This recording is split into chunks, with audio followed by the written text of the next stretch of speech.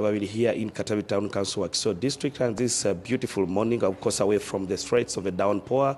It's normalizing that people have to move out to fend for their families. But this beautiful morning, we'll be speaking about matters property management. We've seen it's a growing service in the industry, which is bridging gap between the landlords and the tenants, of course, but also compliance to tax remittance to government. But we just want to understand how this business operates. Of course, many buildings now being under property management. This beautiful morning, I am joined by Mwesgye, who is the manager for Spotnum, one of the, let me say, service providers here in Entebbe. Spotnum, that's it to say, to just give us a perspective. And thank you so much for joining One Morning at NTV. It's a pleasure.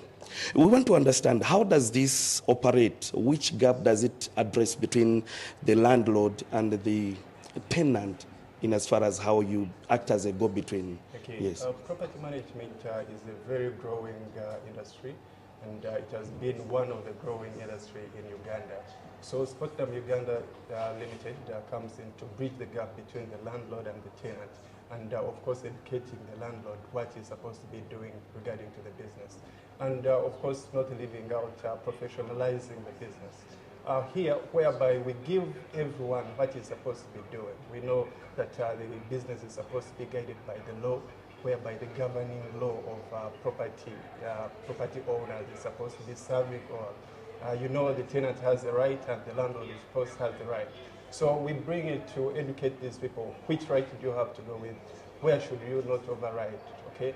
So sometimes you realize that very many landlords would come and close you up from nowhere. But of course, as a tenant, you have a law and the rights. So we come in to give them the contract, which of course guides them, the agreement that guides them. They know what they are supposed to do and how they are supposed to do it.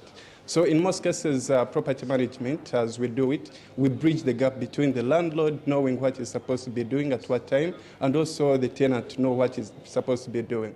Yeah, not overriding any other side. What have been the gaps? I've seen, of course, Parliament last time passed the law on all this, the tenancy agreement, the law on all this. But what have been the gaps that partly you're trying to address? So, yeah, in most cases, the tenants were not given contracts to be signing when they come into occupancy. But of course, now we give them a tenancy agreement that guides them how they are supposed to be paying taxes, paying the rent, and how they are supposed to be complying with the tenant, with the tenancy. So you realize that initially there was a very big gap whereby the tenants were not given the guidelines on how they are supposed to be staying on the property. So anything that the landlord feels just brings it up. So this time we give them the guidelines and their compliances. Okay. Just my producer is warning me about time for this. But government wants tax, of course, tax mobilization and that. I want to use this 15 seconds at least. Tax mobilization for government, but also a right to the landlord and the tenant. How are you doing this? Filing returns and all those, just in 15 seconds. So we have two types of taxes on the property, whereby we have the tax rate and the tax of the property.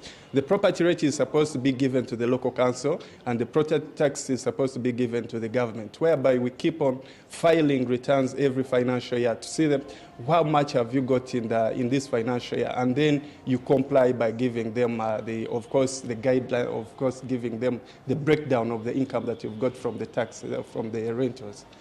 Okay, and as we wind up the show, my producer is warning about time.